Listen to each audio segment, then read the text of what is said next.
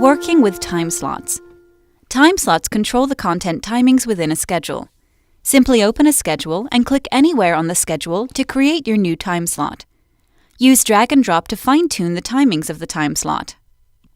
Use your mouse to drag content from the Content Management portal into the empty time slot.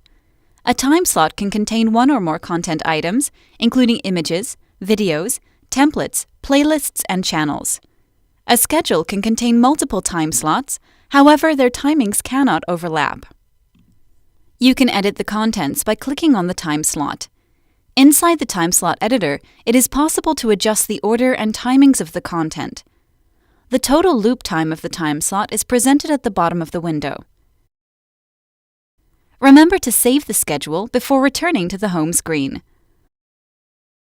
Upon saving, you will be prompted to immediately push the updates to the screens.